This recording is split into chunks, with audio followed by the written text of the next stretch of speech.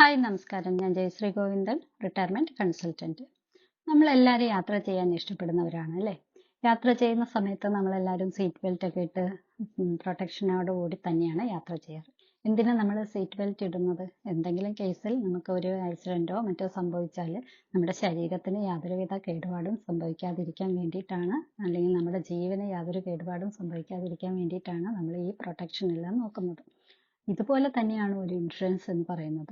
ഒരു ഇൻഷുറൻസ് എടുക്കുന്നത് നമുക്ക് ഫിനാൻഷ്യലായിട്ട് വരുന്ന കോൺസിക്വൻസിനെ നമുക്ക് ഓവർകം ചെയ്യാൻ വേണ്ടിയിട്ടാണ്. അതായത് ഒരു സാമ്പത്തിക ദുരിതം ഇല്ലാതിരിക്കാൻ വേണ്ടിയിട്ടാണ് നമ്മളൊരു ഇൻഷുറൻസ് എടുക്കേണ്ടത്. അതുവരെ നമ്മൾ ഹാർഡായിട്ട് ഏൺ ചെയ്ത നമ്മുടെ സമ്പാദ്യമൊന്നും ഒരു നിമിഷം കൊണ്ട് തകർന്നു പോവാതിരിക്കാൻ, അതിനെ മറികടക്കാൻ വേണ്ടിയിട്ട്, അത്തരം സന്ദർഭങ്ങളിൽ നമുക്ക് പിടിച്ചു നിൽക്കാൻ വേണ്ടിയിട്ടാണ് ഒരു ഇൻഷുറൻസ് നമ്മൾ എടുക്കുക എന്നുള്ളത്. ഇപ്പോൾ ഒരു ഉദാഹരണത്തിന് ഒരു വ്യക്തി ഒരു കുടുംബത്തിലേക്ക് ഏണിങ്സ് കൊണ്ടുവരുന്ന, അല്ലെങ്കിൽ ഇൻകം കൊണ്ടുവരുന്ന ഒരു വ്യക്തി പെട്ടെന്ന് ഒരു ഡെത്ത് സംഭവിക്കുന്നു എന്ന് വിചാരിക്കും.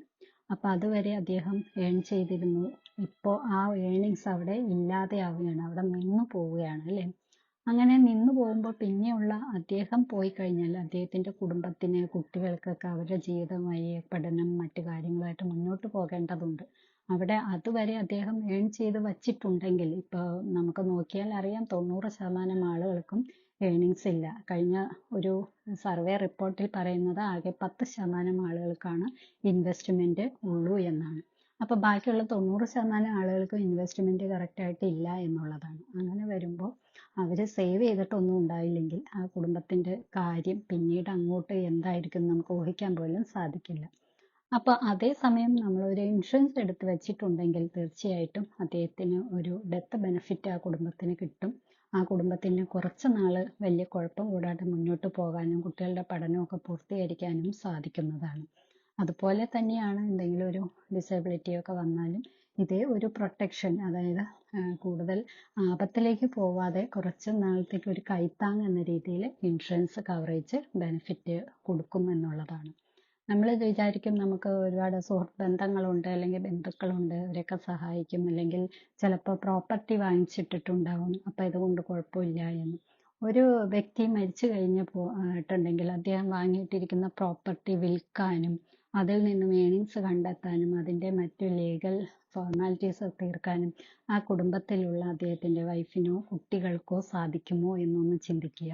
അവർ ചിലപ്പോൾ അതിൻ്റെ പുറകെ നടക്കാനോ അതിനെക്കുറിച്ചൊന്നും അറിയാനോ പോലും അവർക്ക് കഴിവില്ല എങ്കിൽ അവർക്ക് അത് എങ്ങനെയാണ് ഉപകാരപ്പെടുക എന്നൊന്ന് ആലോചിക്കാം. ഒരു ഇൻഷുറൻസ് ആണെങ്കിൽ തീർച്ചയായിട്ടും സ്പോട്ടിൽ തന്നെ അതിനുള്ള ബെനിഫിറ്റ് ലഭിക്കുന്നതുമാണ്. അപ്പോൾ ഡെത്ത് മാത്രമല്ല, ഒരു ഇൻഷുറൻസ് കവറേജ് എന്ന് പറയുന്നത് നമ്മളെ ഏൺ ചെയ്ത് വച്ചിരിക്കുന്നത്, ഇപ്പോൾ ഹെൽത്ത് ഇൻഷുറൻസ് ആയാലും ക്രിട്ടിക്കൽ ഇൽനെസ് ആയാലും ഡിസേബിലിറ്റി ഇൻഷുറൻസ് ആയാലും, നമുക്ക് എന്തെങ്കിലും ഒരു അൺസർട്ടനിറ്റി നമ്മുടെ ജീവിതത്തിൽ വന്നു കഴിഞ്ഞിട്ടുണ്ടെങ്കിൽ, അല്ലെങ്കിൽ സർട്ടേൺ ആയാലും അൺസർട്ടേൺ ആയിട്ടുള്ള ഇവൻ്റ് ആയാലും അതിനെ കവർ ചെയ്യാൻ, അല്ലെങ്കിൽ അതിനെ നമുക്കൊരു കൈത്താങ്, ആ സമയത്ത് ഒരു കൈത്താങ് എന്ന രീതിയിലാണ് ഇൻഷുറൻസ് കവറേജ് പ്രയോജനപ്പെടുന്നത്. അപ്പോൾ ഇൻഷുറൻസ് കവറേജ് അല്ലെങ്കിൽ ഇൻഷുറൻസ് എന്ന് പറയുന്നത് നമ്മുടെ ലൈഫിന് നമുക്ക് കിട്ടുന്ന ഒരു സീറ്റ് ബെൽറ്റ് തന്നെയാണ്. അത് എല്ലാവരും പ്രോപ്പറായിട്ട് ഇട്ടിട്ടുണ്ട് എന്ന് ഉറപ്പാക്കിക്കൊണ്ട് ജീവിതയാത്ര മുന്നോട്ട് കൊണ്ടുപോവുക. കൂടുതൽ വീഡിയോയുമായി അടുത്ത ഒരു എപ്പിസോഡിൽ കാണും വരെ ടേക്ക് കെയർ. ബൈ.